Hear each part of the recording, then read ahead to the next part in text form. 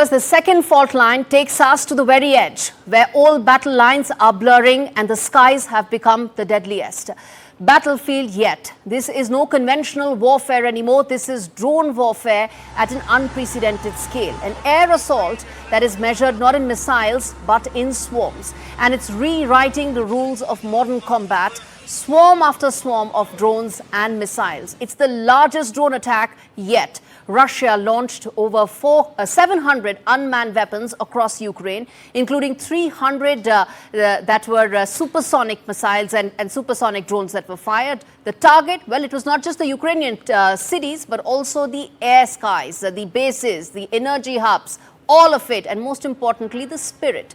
Well, Poland scrambled its jets. NATO was forced into complete alert. And once again, the world watched as red lines were once again being tossed and completely being bypassed. The aerospace also was violated. The Secretary of State, Marco Rubio, in fact, voiced his frustration in terms of why it looks like a possible deal on the table looks farther and farther away than what it did in the 3 years of this war. And we're going to decode that in detail. But first up, I want to play out that soundbite of Secretary of State Marco Rubio.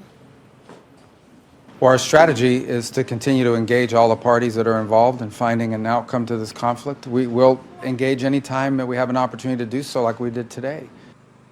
It isn't just about territory anymore. It's about a message. It's about telling Ukraine that as it fights back with interceptor drones and mobile squads, they are entering a new phase of a deadly war where speed, scale, and several other matrices are being tested, and they are the new normal. And this report tells you how drone warfare is changing the face of modern battlefield and why the end game may be soon and very soon out of reach as it stands. Take a look at this report.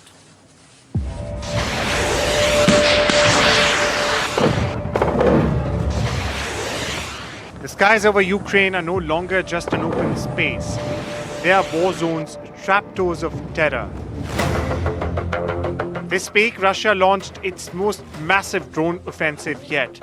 728 aerial weapons, including decoy drones, surveillance crafts, Shaheds, Kinzhals, and Iskander missiles. The goal? To overwhelm, to outpace, and to outlast. President Zelensky calls it a new era of warfare where Ukraine's air defenses are being tested not by precision but by persistence.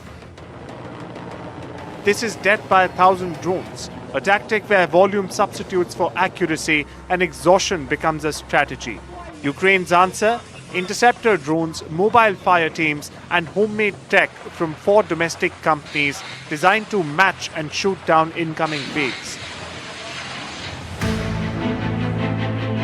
But as Zelensky pushes for a scaled-up production, Russia is moving fast, and its targets are more strategic than symbolic. This week's barrage hit Lutsk, near the Polish border. It's a critical lifeline for Western military aid. Poland scrambled its jets and NATO raised its alert. And while the West hesitated, the war evolved. This is no longer about tanks and trenches. Modern warfare now flies, it buzzes, and it never stops. Now the question is, how long can Ukraine and the world keep up? This is what we must focus on first. We must stop Russian drones and missiles.